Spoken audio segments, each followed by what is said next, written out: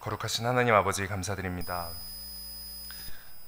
2021년 마지막 주일을 맞아서 배단위 가족들 함께 모여서 예배드리게 하심에 감사드립니다. 이 시간 부족한 지체가 믿음에 대해서 말씀을 선포하고자 합니다. 말씀을 듣는 자와 전하는 자 모두에게 지혜와 명철을 허락하여 주옵소서. 감사드리며 예수님의 이름으로 기도드립니다. 아멘. 네, 지난 3시간에 걸쳐서 우리는 영화 인터스텔라를 바탕으로 성경, 구원, 시간, 그리고 믿음이라는 4가지 주제를 통찰하는 시간을 가지고 있습니다. 그래서 지난 시간까지는 성경과 구원, 그리고 시간에 대해서 살펴보았고, 오늘은 그 마지막 시간, 바로 믿음입니다. 그래서 오늘은 믿음 시스템, 그리고 믿음 체계, 그리고 믿음의 정의, 그리고 우리는 어떠한 믿음을 지향해야 하는가 등에 대해서 살펴보면서 하나님을 믿지 않는 분들에게 믿음의 정의와 본질, 그리고 근본 원리를 변증하는 시간을 가지겠고요. 그리고 하나님을 믿는 우리 성도들에게는 믿음의 창시자요 완성자이신 예수 그리스도와 함께 믿음을 성장시키는 그런 시간을 가지도록 하겠습니다. 오늘 말씀은 크게 3가지 파트로 나뉩니다. 첫 번째로 믿음이라는 개념에 대해서 많은 사람들이, 믿지 않는 사람들이 오해하고 있는 부분에 대해서 살펴보고, 그리고 두 번째로 성경에서 말씀하는 믿음의 정의에 대해서 살펴보겠습니다. 그리고 세 번째, 마지막으로 믿음의 실질적인 과정과 방법에 대해서 살펴보겠습니다. 그래서 이 순서대로 다 같이 보겠습니다. 자, 그럼 첫 번째로 먼저 이 믿음에 대해서 믿지 않는 사람들이 많이들 하시는 오해에 대해서 살펴보겠습니다. 크게 3가지 오해가 있는데요. 3가지 오해가 있고, 그리고 그 3가지 오해에 대해서 3가지 또 성경적인 주장들이 있습니다. 3가지 다음과 같습니다. 모든 사람은 무언가 하나씩 믿으면서 살아간다라는 거, 그리고 두 번째, 믿음은 그 대상과 선택이 중요하다라는 거, 그리고 마지막 3번째, 진리를 믿는 것이 가장 확실한 믿음이다라는 이 3가지 사실에 대해서 살펴보겠습니다. 자, 첫 번째, 모든 사람은 무언가 하나씩 믿으면서 살아간다라는 사실입니다. 우리 하나님을 믿는 성도들에게는 이 믿음이란 창조자 하나님과 성경 말씀을 있는 그대로 인정하도록 하는 그 힘입니다. 그런데 이와 반대로 하나님을 믿지 않는 사람들은 나는 아무것도 믿지 않는다라고 말하며 자신은 믿음이라는 것과는 전혀 상관없는 사람이다라고 생각을 하죠. 그런데 결코 그렇지 않습니다. 이 모든 사람들은 한 사람도 빠짐없이 이 무엇인가를 믿으면서 살아갑니다. 어떤 부류의 사람들은 하나님, 창조, 그리고 성경 말씀을 믿죠. 그리고 그렇지 않은 다른 부류의 사람들도 무언가를 믿습니다. 바로 대표적으로 자기 자신을 믿거나, 그리고 자기 자신의 신념을 믿거나, 그리고 다른 사람의 말이나 학설을 믿고 있습니다. 그래서 이것에는 무신론, 그리고 과학, 그리고 진화론, 그리고 세상 사람들이 보는 운세나 사주팔자 이런 것까지, 거창한 것에서부터 사소한 것까지 모든 것이 믿음의 영역에 해당합니다. 그래서 이 세상 사람들 중에는 순수하게 아무것도 안 믿는 사람은 없습니다. 설령 그렇게 주장한다 해도 나는 아무것도 믿지 않는다, 나는 자기 신념 그 자체를 믿고 있는 것입니다. 일상의 매 순간순간마다 이 사람들은 믿음으로 판단하고 결정합니다. 예를 들어서 여기 컵에 있는 물, 이 컵에 담긴 이 물을 마시는 행위에는 이 물이 깨끗한 물일 것이다 라는 사실에 대한 저의 무의식적인 믿음이 내재해 있습니다. 이와 마찬가지로 대중교통을 이용할 때, 그리고 육교를 건널 때 어떤 순간에서든 우리는 그 대상에 대한 무의식적인 믿음으로 살아갑니다. 대상에 대한 믿음이죠. 이렇게 대상에 대한 믿음이 있는가 하면 자신의 생각이나 신념 그 자체에 대한 믿음도 있습니다. 예를 들어서 왠지 오늘은 일이 잘 풀릴 것만 같아 라고 하는 소망이나, 그리고 또 나는 반드시 이번 시험에 합격할 수 있다라고 하는 자기 확신 그리고 자기 암시 같은 거죠. 이런 소원이나 기대는 대상의 실체가 없는 믿음입니다. 누구를 믿는 것이 아니라 그냥 자기 자신의 신념을 믿는 것이고 결국 불확실한 믿음이죠.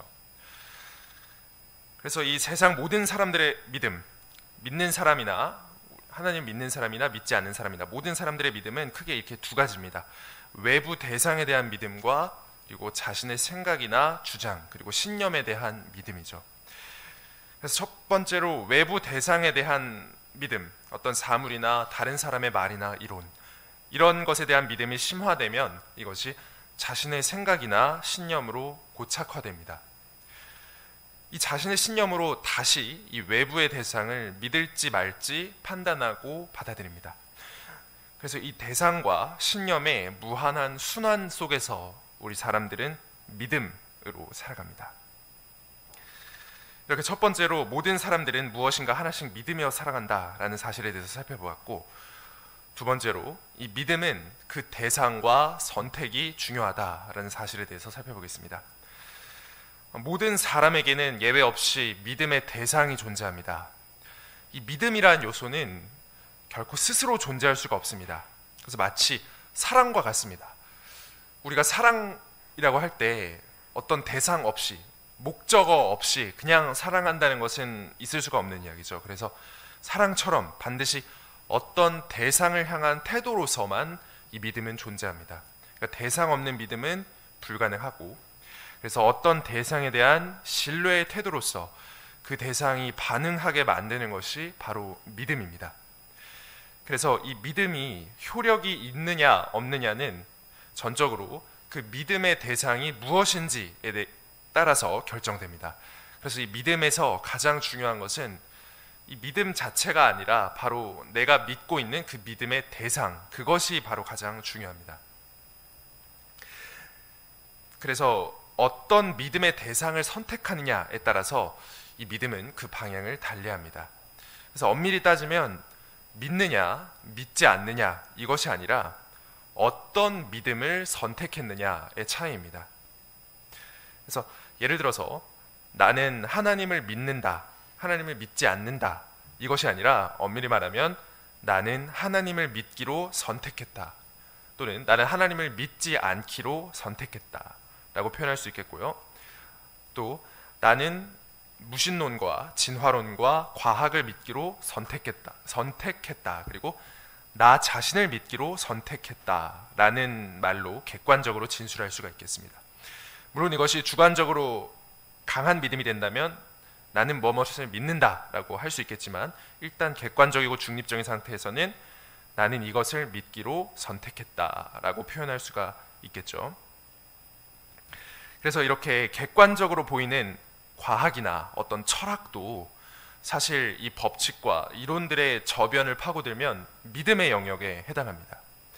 그래서 예를 들어서 논리학, 그리고 수학, 그리고 종교, 그리고 철학, 그 어떤 것도 가장 근본적인 그 전제는 믿음으로 선택해야 하는 영역이죠. 그래서 우리 삶에 존재하는 모든 것은 믿음의 영역입니다. 그래서 우리가 믿지 않는 사람들과 이 대화를 나누거나 어떤 것을 변증할 때에도 종교냐 과학이냐, 이성이냐 종교냐, 과학이냐 철학이냐, 이런 접근이 아닙니다. 이런 접근이 아니라 어떠한 믿음이냐로 귀결되는 거죠. 그래서 종교냐 과학이냐 이것이 아니라 종교를 믿는 믿음이냐 과학을 믿는 믿음이냐, 이렇게 둘 다 믿음의 시스템이라는 것이죠. 그래서 모든 것은 어떤 믿음을 선택하느냐에 따른 믿음 선택의 문제에 달렸습니다. 그런데 이 사람들이 믿는 모든 종류의 믿음은 다 실패할 가능성이 있습니다. 종교, 철학, 과학, 일상, 어떤 것도 예외는 없습니다. 예를 들어서 우리가 이 앞에 놓인 의자에 앉는다라고 가정을 할 때 이 의자가 튼튼하다라고 속으로 나 스스로 아무리 크게 믿고 아무리 크나큰 이 의자에 대한 확신을 가진다 하더라도 그 의자 자체가 부실하면 그 의자에 앉았을 때 내 믿음과는 상관없이, 의자가 튼튼하다라고 생각했던 내 믿음과는 상관없이 의자는 부서집니다. 그래서 중요한 것은 앞서도 말했지만 나의 믿음의 깊이가 아니라 믿음의 대상 그 자체가 중요합니다. 아무리 믿음이 깊어도 믿음의 대상과 방향 자체가 잘못되면 완전히 헛된 믿음인 것이죠. 그래서 우리는 창조와 진화, 그리고 믿음과 어떤 무신론적인 과학, 그리고 성경과 철학, 이런 것 등 이 믿음의 대상에 대한 양자택일의 선택지에서 어떤 대상이 100% 정확하고 믿을 만한 대상인지 분별하고 선택하는 통찰력이 필요합니다. 그래서 이 통찰력에는 크게 두 가지 통찰력이 있습니다. 바로 상대적 통찰력과 절대적 통찰력입니다. 이 상대적 통찰력은 이 믿음의 대상들의 선택지를 저울 위에 올려놓았을 때 어떤 것이 더 큰 믿음인지, 어떤 것이 더 정확한 믿음인지, 그 더 가능성이 높은 대상을 선택하는 것이 상대적 통찰력이고, 절대적 통찰력은 내가 선택한 그 대상이 단 1%라도 오류가 있는지, 99%가 아니라 100% 믿을 만한지 판별하는 것, 바로 그것이 절대적인 통찰력입니다. 그래서 이 믿음에 관한 한 지혜로운 믿음은 근거가 없는 맹목적인 믿음이 아닙니다. 그것은 바로 광신이고 맹신이죠. 그것이 아니라 대상을 정확하게 알고 그 대상에 대해 확실한 증거가 있는 믿음, 그리고 논리적이고 합리적이고 객관적인 믿음, 바로 이러한 믿음이 지혜로운 믿음이다라고 할 수 있겠습니다. 그렇다면 세 번째, 진리를 믿는 것이 가장 확실하고 안전한 믿음이다라는 사실입니다. 자, 우리 아까 앞서 지혜로운 믿음에 대해서 살펴보았는데, 그러면 무엇이 지혜로운 믿음이고 무엇을 믿어야 할까요? 자, 가장 안전하고 확실한 믿음은 바로 진리를 믿는 믿음입니다. 그렇다면 진리란 무엇일까요? 자, 세상 사람들은 이렇게 말합니다. 지금 시대가 이 포스트 모더니즘 시대다. 그래서 절대적인 진리는 없다. 이 절대적인 진리가 없다는 것이 절대적인 진리다. 그리고 진리가 없다 하는 것만이 유일한 진리다라고 말을 하죠. 그런데 이것은 진리 그 자체의 정의와 특성에 모두 맞지 않는 모순적인 표현입니다. 이 진리의 정의에 대해서 살펴볼 텐데요. 먼저 진리란 언제 어디서나 누구든지 인정할 수 있는 보편타당한 사실을 의미합니다. 그래서 어떠한 시간, 공간, 그리고 상황, 그리고 사람에 상관없이 언제나 객관적이고 절대적으로 옳은 것, 그리고 확고한 사실, 바로 그것을 우리는 진리라고 합니다. 예를 들어서 이 수학적 진리 중에서 1 더하기 1은 뭐죠? 2죠. 2. 1 더하기 1은 2입니다. 이것은 누구도 반박할 수 없고 누구도 다르게 말을 할 수가 없는 모든 사람에게, 모든 시대에게 동일한 보편적인 진리입니다. 이런 진리는 조건과 특성을 가집니다. 진리가 되려면 어떤 조건을 갖춰야 되고, 그리고 그런 조건을 갖춰서 형성된 진리는 어떠한 특성을 가지고 있는지 살펴보겠습니다. 자, 먼저 진리의 조건은 크게 5가지입니다. 불변성, 유일성, 절대성, 그리고 객관성, 무오성, 이렇게 5가지인데요. 조금 비슷한 것도 있고 다른 것도 있습니다. 자, 먼저 불변성. 불변성은 말 그대로 이 진리는 절대 그리고 영원히 변하지 않아야 한다라는 사실입니다. 두 번째로 유일성.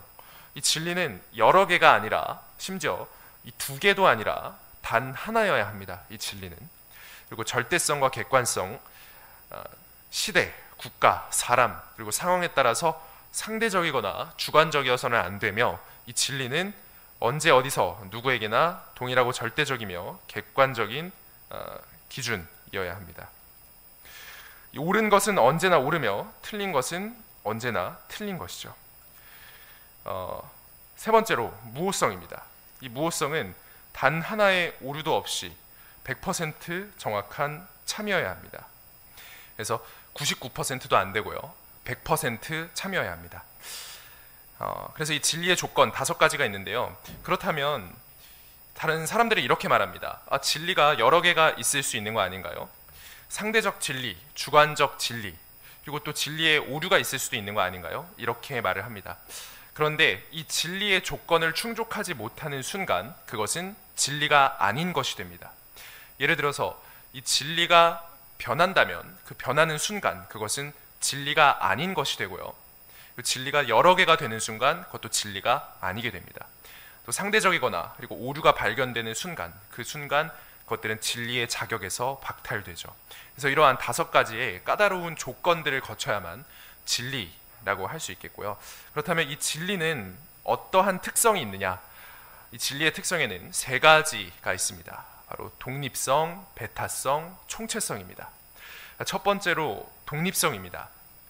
이 독립성은 사람들의 믿음과는 상관없이 이 진리라는 것은 독립적으로 존재한다라는 사실입니다. 모두가 믿지 않아도 진리는 진리입니다. 사람들이 믿고 싶지 않아도 진리는 진리입니다. 이 믿으면 존재하고 안 믿으면 존재하지 않는 이 만들어진 진리가 아니라 원래부터 존재하는 그런 독립적인 진리죠. 2번째 진리의 특성은 배타성입니다. 이 진리는 다른 진리와 양립할 수 없습니다. 오직 그 진리만이 옳습니다. 그리고 그 진리에서 벗어나는 것은 모두 가짜 진리입니다. 아까 전에도 1 더하기 1은 2라는 진리에 대해서 살펴봤듯이 1 더하기 1은 절대 3이나 4나 이런 것이 절대 될 수 없죠. 그래서 절대 다른 것이 될 수 없는 것, 그것이 바로 진리의 배타성입니다. 마지막으로 진리의 총체성이란 이 진리는 모든 분야에서 공통적으로 진리다라는 사실입니다. 어떤 한 분야에서만 국소적으로 진리가 아니라 이 진리는 종교, 과학, 철학, 윤리, 그리고 정치, 사회 그 모든 분야에서 진리로 통해야 한다라는 사실입니다. 그래서 우리는 이 가장 안전하고 확실한 믿음은 바로 진리를 믿는 믿음이다에 대해서 살펴보았고 이 진리의 정의 그리고 조건 그리고 특성에 대해서 살펴보았습니다.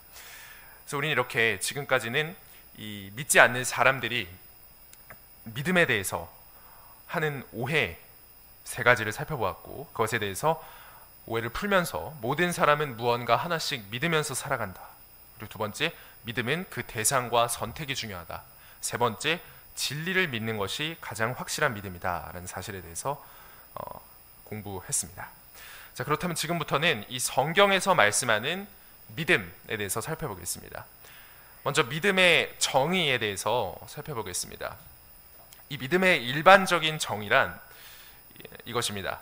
어떤 대상 혹은 어떤 존재 혹은 어떤 사실, 그것을 다 대상이라고 지칭하겠습니다. 그 어떤 대상이 실제로 그러하다고 인지적으로 먼저 지식으로 이해하고 그리고 마음으로 동의하고 그리고 의지를 가지고 그 대상을 전적으로 받아들이는 것, 그것을 바로 믿음이라고 합니다.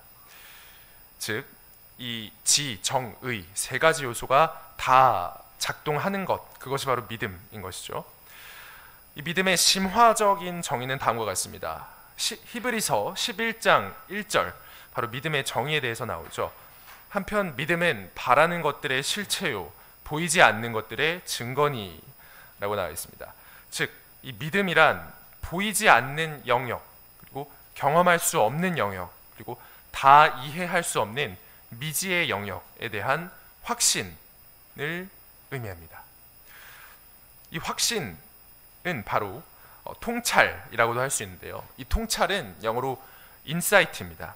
그런데 이 인사이트라는 말은 무엇을 할 수 없다라는 접두어인 인과 그리고 본다라는 의미의 사이트가 합쳐진 말입니다. 그래서 이 믿음은 이 보이지 않는 것에 대한 확신 있는 통찰입니다. 확신 있는 인사이트죠. 자, 마지막으로 영적 정의입니다. 이 로마서 1장 17절에 이렇게 나와 있죠. 복음에는 하나님의 의가 믿음에서 믿음까지 계시되어 있나니 이것은 기록된 바 의인은 믿음으로 살리라 함과 같으니라. 자, 이 믿음에 대한 영적 정의는 다음과 같습니다. 이 하나님의 존재와 하나님의 말씀 그리고 하나님의 명령에 자신의 생각과 신념 그리고 의지 그리고 마음을 완전히 일치시키는 것을 의미합니다. 그래서 전적으로 자신의 의지를 굴복시키고 순종함으로써 그 하나님의 인도와 구원에 대한 권능을 의지하는 것이죠. 그래서 하나님의 진리를 있는 그대로 동의하고 전적으로 수용하는 것을 의미합니다. 자, 그렇다면 지금부터는 이 믿음의 조건에 대해서 살펴보겠습니다. 이 믿음의 조건은 크게 두 가지입니다. 아까 믿음의 정의에서 이 믿음이란 보이지 않는 영역 그리고 경험할 수 없는 영역에 대한 확신이라고 말씀을 드렸는데, 믿음의 조건도 이렇게 두 가지로 대응이 될 수 있습니다. 첫 번째, 이 믿음의 조건은 대상을 보지 않고 믿는 것이 믿음입니다. 고린도 후서 5장 7절은 이렇게 말씀합니다. 우리는 믿음으로 걷고 보는 것으로 걷지 아니하노라. 자, 이 대상을 보고 나서 믿는 것은 더 이상 믿음이라고 할 수 없습니다. 이 보고 있는 것을 보고 나서 그것이 존재한다고 인정하는 것은 믿음이 아니라 단순한 확인의 영역에 해당합니다. 그래서 보이지 않는 대상에 대해서 전적으로 반응할 때 우리는 그것을 믿는다라고 말합니다. 자, 두 번째 믿음의 조건은 대상에 대한 이해와 경험이 불확실할 때 믿는 것이 바로 믿음입니다. 자, 여기서 주의해야 될 것이 그 대상 자체가 불확실할 때 믿는 게 아니라 대상은 확실한데 그 대상에 대한 나의 이해가 부족하고 불확실할 때 믿는 것이 바로 믿음이다라는 사실입니다. 확실한 이해와 확실한 경험을 통해서 이미 확인된 사실을 믿는 것은 더 이상 믿음이 아닙니다. 확실하게 인식한 존재에 대해서 그것이 그렇다고 인정하는 것은 일반적이고 보편적인 이해나 동의의 영역에 해당하죠. 예를 들어서 지금 제 뒤에는 이 나무 두 그루가 있죠. 그런데 이것은 누가 관찰해도 명백하고 확실한 사실입니다. 그래서 이 나무 두 그루가 있다라고 단순히 이해하고 동의하는 것이지, 이 나무 두 그루가 있다고 믿는다라고는 우리는 표현하지 않죠. 반면에 이 어떤 대상을 경험할 수 없을 때, 이 대상에 대해서 다 알 수 없고 다 이해할 수 없을 때 우리는 그 대상의 인식에 있어서 불확실한 상태입니다. 이렇게 가장 불확실할 때 믿는 것이 믿음입니다. 이 믿음이라는 것은 역설적으로 가장 불확실할 때 발생하는 초이성적인 작용입니다. 불확실한 상황에서 가장 강력한 믿음이 요구되는 것이죠. 그래서 우리의 인지는 많이 부족하고 우리의 이해 그리고 우리의 암도 많이 부족합니다. 그래서 이 대상에 대한 우리의 인식은 불확실하지만 그 대상 자체는 확실하고 정확합니다. 바로 우리가 믿는 하나님이죠. 하나님을 다 알 수 없어도, 다 이해하지 못해도, 다 경험하지 못해도 우리는 하나님을 믿는 것이고, 그리고 하나님 그분 자체는 완벽하고 확실한 분입니다. 자, 그렇다면 지금부터는 이 믿음이라는 것이 우리의 인지기관으로 비유될 수 있다는 사실을 살펴보겠습니다. 자, 이 대상에 따라서 우리 인지기관이 다릅니다. 다 다르죠. 예를 들어서 이 가시적인 사물은 눈으로 인지합니다. 그리고 냄새와 공기는 코로 인지하죠. 맛은 혀로 인지합니다. 그래서 이렇게 시각, 후각, 그리고 미각으로 각각 인지하는 것이 다르고, 그리고 또 한편으로는 우리 희노애락의 감정은 마음으로 인지하죠. 감정으로 인지합니다. 이와 마찬가지로 이 영적인 것, 하나님, 그리고 영혼, 그리고 천국과 지옥, 이런 보이지 않는 영적인 것은 바로 믿음으로 인지합니다. 그래서 이 대상에 따라서 인지기관이 다른데, 이 인지기관과 인지 대상의 매칭을 서로 부합해서 인지하지 않으면 잘못된 판단으로 이어집니다. 그래서 우리는 눈으로 공기를 볼 수 없듯이 이 눈으로 영적인 것을 볼 수는 없습니다. 그리고 논리적인 생각으로 영적인 것을 다 이해할 수 없죠. 이 눈으로 공기를 볼 수 없다고 해서 그것이 공기가 없는 것이 아니죠. 이 마찬가지로 이 눈으로 볼 수 없다고, 그리고 논리적으로 생각해서 이해되지 않는다고 그것이 존재하지 않는 것은 아닙니다. 이 믿음이라는 것은, 그리고 영적인 것은 오직 믿음이라는 기관을 통해서만 인지할 수 있습니다. 믿음이라는 인지 기관으로 비유해서 우리 살펴볼 수 있는 것이죠. 그래서 이 영적인 존재, 그리고 눈에 보이지 않는 존재인 하나님 또한 우리의 믿음으로 알고 느끼고 나아갈 수 있습니다. 예를 들어서 이 히브리서 11장 3절은 이렇게 말씀하고 있습니다. 믿음을 통해 우리는 세상들이 하나님의 말씀으로 지어진 줄을 깨닫나니 그러므로 보이는 것들은 나타나 있는 것들로 만들어지지 아니하였느니라. 우주의 생명체, 그리고 우주와 생명체의 기원, 그리고 탄생 시점, 이 모든 것들은 아무도 눈으로 본 적이 없습니다.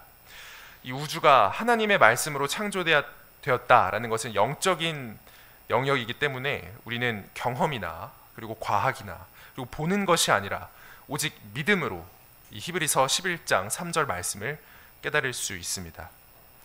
그리고 이 하나님께 나아가는 유일한 방법이 바로 다름 아닌 믿음입니다.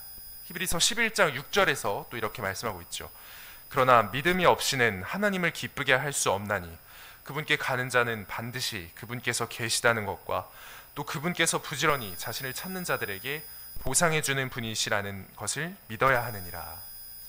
이제 하나님은 눈에 보이지 않는 영적인 분이시기 때문에 우리는 오직 믿음을 통해서만 하나님께 나아갈 수 있습니다. 그러면 지금부터는 이 믿음의 대상과 믿음의 내용에 대해서 간단히 살펴보겠습니다. 우리 믿는 사람들에게 있어서 이 믿음의 대상은 분명하죠. 삼위일체 하나님, 그리고 하나님의 말씀을 기록한 성경 말씀, 그리고 하나님의 아들이신 예수 그리스도입니다. 이 믿음의 대상 그 자체가 진리로서 앞서 말씀드렸던 이 8가지 진리의 조건과 특성을 모두 만족하고 있습니다. 이 믿음의 내용에 대해서는 여러 가지 많은 것을 우리는 믿고 있죠. 그래서 창조자 하나님이 온 우주와 생명체를 무에서 유로 창조했다는 사실, 그리고 성경이 하나님의 말씀 그대로를 오류 없이 완벽하게 기록한 책이라는 사실, 모든 사람에게는 영과 혼이 존재하고 죽은 뒤에 심판과 영원한 천국과 지옥이 존재한다는 사실, 그리고 하나님의 아들 예수 그리스도께서 죄인인 우리를 대신해서 피 흘려 죽으시고 부활하신 사실, 그 사실을 믿기만 하면 구원을 받고 영원한 사망과 지옥에서 영원한 생명과 천국으로 옮겨진다는 사실 등 이 성경 말씀에 기록된 모든 것이 바로 우리의 믿음의 내용입니다. 그럼 지금부터는 이 믿음의 실질적인 과정과 방법에 대해서 살펴보겠습니다. 먼저 믿음의 방법입니다. 이 믿음은 우리 스스로의 의지로 선택하고 결단하는 것입니다. 로마서 10장 9절에서는 이렇게 말씀하고 있습니다. 내가 만일 내 입으로 주 예수님을 시인하고 하나님께서 그분을 죽은 자들로부터 일으키신 것을 내 마음속으로 믿으면 구원을 받으리니. 이 믿음은 단순히 복음의 내용과 성경의 지식을 이 머리로만, 지식으로만 이해하는 것을 넘어서 예수님의 복음에 이 마음으로 완전히 동의하고 스스로의 의지와 결단으로 예수님을 믿겠다고 진심으로 결심할 때 작용하는 것입니다. 그래서 그동안의 나의 믿음의 방향, 즉 불신, 그리고 무신론, 그리고 어떤 철학과 과학, 이런 모든 믿음의 방향에서 180도 틀어서 예수 그리스도라는 믿음의 대상에게 이 나의 방향을 정확하게 고정할 때 그 순간 우리는 구원받고 영원히 예수님 안에 있게 됩니다. 그래서 우리가 우리의 의지로 스스로 선택하고 믿을 때 그 믿음의 대상이 되는 하나님께서 우리에게 하나님의 믿음을 주십니다. 내가 먼저 마음의 문을 열고 믿어야 믿음을 주십니다. 그래서 내 믿음 없이 하나님께서 믿음을 억지로 쥐어줄 수는 없습니다. 이것은 마치 예전에 이 수도 펌프의 마중물과 같습니다. 이 나의 믿음이라는 마중물을 조금이라도 괜찮습니다. 확실하게만 부어준다면 예수님의 믿음이라는 풍성한 그 믿음의 물이 흘러 넘칩니다. 그래서 내가 먼저 믿음을 드리지 않으면 하나님의 믿음의 물도 나오지 않는 것이죠. 이 믿음에는 보장과 성장이 있습니다. 그래서 나의 믿음이 아닌 예수님의 믿음으로, 그리고 이 믿음은 영원히 안전하게 보장되었다라는 사실이죠. 로마서 1장 17절은 이렇게 말씀하고 있습니다. 이 복음에는 하나님의 의가 믿음에서 믿음까지 계시되어 있나니 이것은 기록된 바 의인은 믿음으로 살리라 함과 같으니라. 자, 여기서 중요한 구가 나오는데요. 바로 믿음에서 믿음까지입니다. 영어로는 from faith to faith.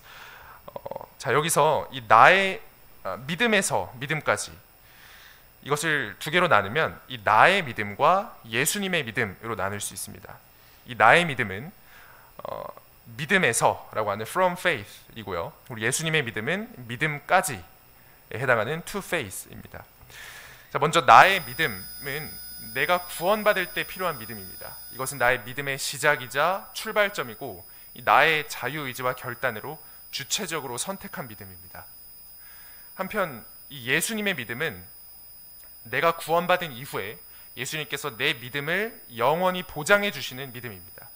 그래서 이 예수님의 믿음은 이 내 모든 삶의 과정과 이 내 모든 삶의 끝, 하늘의 천국이죠. 그것을 보장해 주는 믿음입니다. 그래서 예수님의 믿음은 이 삶 속에서 나의 믿음이 약해져도 끝까지 우리를 이끄시는 믿음입니다. 이것은 갈라디아서 2장 16절에 또 자세히 나와 있습니다. 이렇게 말씀하고 계시죠. 사람이 율법의 행위로 의롭다 인정받지 아니하고 예수 그리스도의 믿음으로 의롭다 인정받는 줄 알므로 우리도 예수 그리스도를 믿었나니 이것은 우리가 율법의 행위가 아니라 그리스도의 믿음으로 의롭다고 인정받으려 함이라. 자, 여기서 예수 그리스도의 믿음, 그리스도의 믿음이 나옵니다. 그래서 그리스도를 믿음이 아니라 그리스도의 믿음입니다. 나의 믿음에서 더 나아가서 예수님의 믿음이라는 것이죠. 이 나의 믿음을 통해서 이 믿음의 대상과 방향을 예수님께로 완전히 고정했을 때 이 삶을 살아가면서 그 믿음의 방향이 다른 곳으로 바뀌거나 믿음이 흔들리고 약해지거나 그리고 믿음이 없어지거나 이런 걱정을 할 수도 있겠습니다. 하지만 절대 그렇지 않습니다. 이것은 우리가 구원 방주와 구원 열차에 비유해서 한번 생각해 볼 수가 있겠는데요. 먼저 이 구원 방주입니다. 이 처음에 믿음으로 이 나의 믿음의 방향을 확실히 고정하고 구원을 받았다면 그 믿음의 대상과 방향은 절대 바뀌지 않습니다. 이 나의 믿음으로 이 예수 그리스도라는 방주에 탑승하면 이 종착지에 도착할 때까지 내리지 않습니다. 또 내릴 수도 없죠. 바다 위에 있으니까요. 그래서 한 번 믿어서 받은 구원은 영원히 바뀌거나 잃어버리지 않습니다. 예수 그리스도라는 방주에 탑승할 때에는 나 자신의 믿음으로 하지만 그 방주를 타고 천국이라는 종착지까지 나를 끌고 가는 것은 바로 예수님의 믿음입니다. 이 항해 과정에서 아무리 큰 풍파가 들이닥쳐도 괜찮습니다. 우리는 불안하고 우리는 불확실할 수 있지만 즉 나의 믿음은 흔들릴 수 있지만 그러나 이 믿음을 통해서 이미 예수 그리스도라는 배 안에 있기 때문에 걱정하거나 염려할 필요는 없습니다. 예수님의 믿음으로 우리는 하늘의 종착지까지 끝까지 갈 수 있는 것이죠. 이어서 이 구원 열차의 비유도 우리가 생각해 볼 수 있겠습니다. 이 열차는 몇 칸으로 이렇게 쭉 연결되어 있죠. 그래서 예수님이라는 이 머리칸의 엔진 기관차입니다. 예수님이 그 엔진 기관차에 우리의 믿음을 통해서 우리 자신의 몸통 열차를 연결합니다. 그래서 연결하는 순간 이 예수님의 엔진 기관차와 우리의 몸통 열차는 영원히 떨어지지 않습니다. 이 엔진 기관차에 연결하는 것은 우리의 믿음으로 했지만 이후에 이 몸통 기차를 끌고 가는 것은 이 엔진 기관사이신 예수님의 믿음입니다. 전체 열차를 끌고 가는 이 근본적인 동력이 바로 예수님의 믿음이라는 것이죠. 이것은 갈라디아서 2장 20절에도 나와 있습니다. 우리의 믿음의 삶의 방식인데요. 이 내가 그리스도와 함께 십자가에 못 박혀 있으나 그럼에도 불구하고 사노라. 그러나 내가 아니요 그리스도께서 내 안에 사시느니라. 나는 지금 내가 육체 안에서 사는 삶을 나를 사랑하사 나를 위해 자신을 주신 하나님의 아들의 믿음으로 사노라. 여기서도 하나님의 아들의 믿음입니다. 그렇죠? 그래서 우리는 이 믿음으로 매번 십자가에 못 박혀 있지만 이 매 삶을 예수님과 함께 살 수 있습니다. 그래서 우리는 오늘 이렇게 믿음에 대해서 살펴보면서 이 믿음의 정의 그리고 믿음의 방법과 믿음의 절차에 대해서 살펴보았습니다. 이 모든 말씀을 마무리하면서 우리 다 같이 히브리서 12장 2절 말씀 다 같이 함께 낭독하고 마치겠습니다. 히브리서 12장 2절 말씀인데요.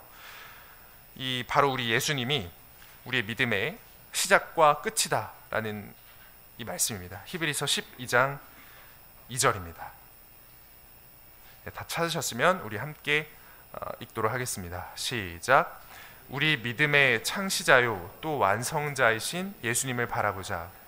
그분께서는 자기 앞에 놓인 기쁨으로 인해 수치를 멸시하시며 십자가를 견디셨고 하나님의 왕좌 오른쪽에 앉혀지셨느니라. 아멘. 우리의 믿음은 우리 믿음의 시작과 끝, 그리고 창시자요 완성자인 예수 그리스도를 통해 점점 풍성하게 성장할 수 있습니다. 그래서 이렇게 하나님을 믿음으로 자기 앞에 놓인 모든 고난을 이겨낸 그 예수님의 믿음을 붙잡고 함께 성장하는 우리 베다니 가족들이 되길 바라겠습니다. 이 말씀 기억하면서 다 같이 기도하고 오늘 예배를 위해서 각자 기도하고 예배를 준비하는 시간 가지도록 하겠습니다.